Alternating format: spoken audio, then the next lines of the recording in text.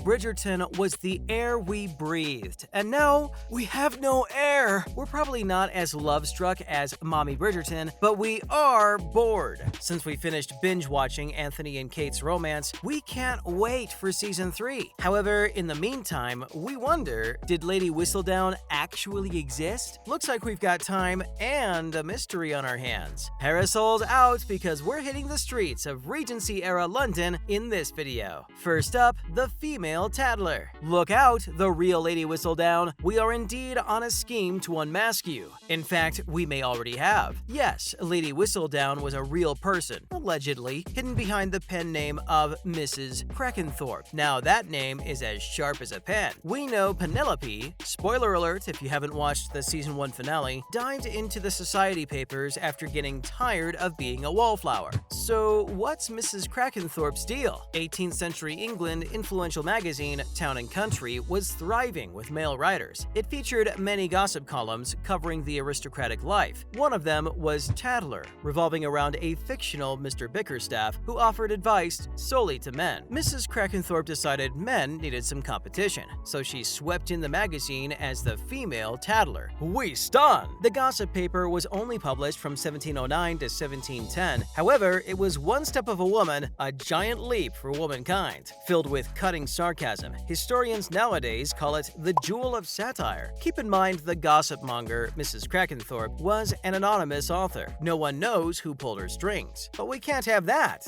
can we? We dug deep and discovered it might have allegedly been a novelist, de la Riviere Manley. The playwright had an exciting life playing with fire and writing about Queen Anne's court members. That got her arrested. Coincidentally, the female tattler's authorship shifted from Mrs. Crackenthorpe to the Society of Ladies at the time. If you're wondering who the Society of Ladies were, they were the other Manley sisters. All the sisters brought refreshing literary flair and delivered scorching entertainment to the bored ladies of the ton. Next, content for gentle readers. So what did Mrs. Crackenthorpe write about? She wasn't just a tattler imitator. The only thing the female tattler took from her male counterpart was the inspiration. Rest, her 111 issues still present in Bodleian Library prove that the males had met their match. She sharpened her wit and became a terrifying creature in an era only obsessed with the nobles, like we are with Lady Danbury. The fierce writer wrote for women of all classes, educating and advising them. That's a wee bit different from the chatters of Lady Whistledown. She focused more on the glam and glitz, scandalous affairs, and risque secrets. Mrs. Crackenthorpe also dabbled a bit into it, but her emphasis was more on educating. Still, she knew all the town gossip and would make Mrs. Whistledown super proud. Or is it vice versa? Hear this, she didn't have to write about society prattles much. The rest of the ton papers did that job.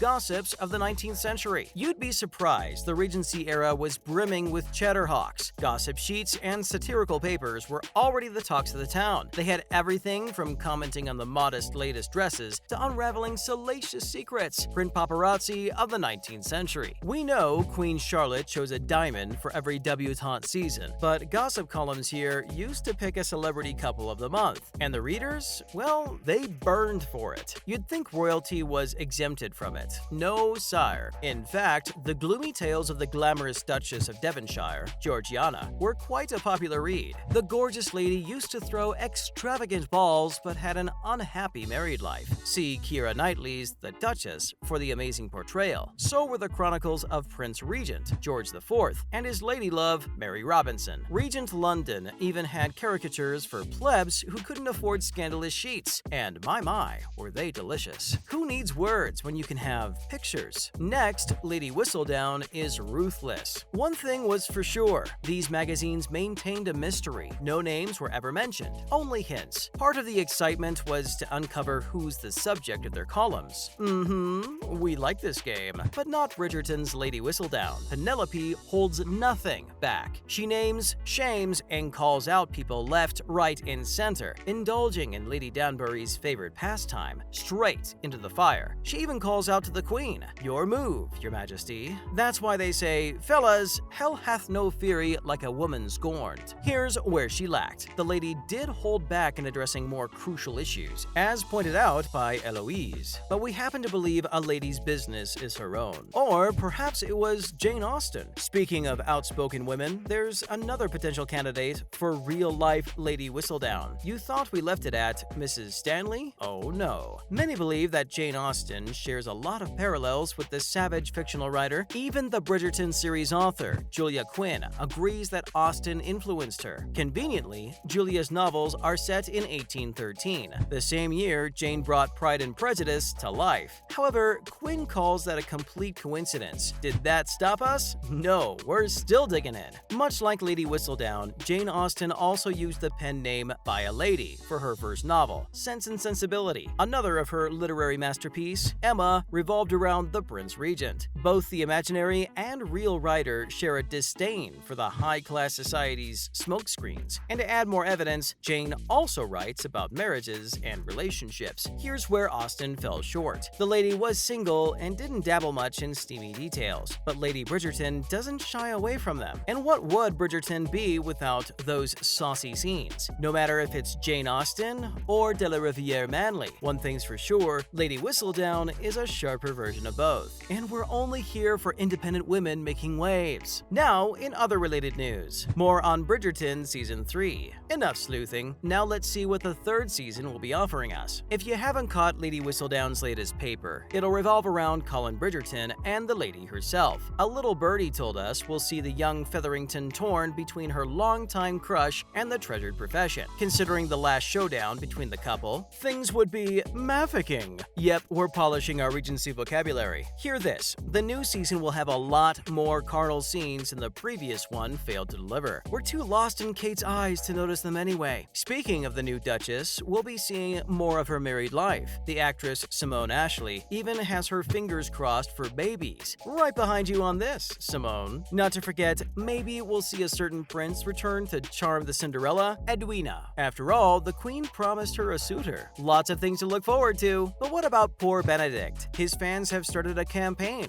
Justice for Benedict, because his story was skipped in favor of Poland. Oh well, we might finally meet his lady love, Sophie Beckett, in this one. Let's stay tuned to find out. Next, Queen Charlotte spin-off. Discussing the next season, we cannot forget that the senior ladies are taking charge, but as debutants themselves. A new Bridgerton spin-off will be coming to our screens soon. We'll finally see more of Queen Charlotte and her heartbreaking love story. Accompanying her, we have the Bridgerton matriarch and the fierce Lady Danbury. The cast list for the prequel is growing fast. India Amartefo from Sex Education will be playing the young queen as she's betrothed to the king. We might just see the series address a dark-skinned lady joining the elite white royal life. Oh, we're here for it. Arsema Thomas will be young Lady Danbury, Corey Milcreast as young George, and Game of Thrones fame Michelle Fairley is here too. Apparently, Michelle will be playing George's mother, Princess Augusta, trying to secure her son's crown. Wait, there's more. Two new characters, Vivian and Lord Ledger, will also be arriving.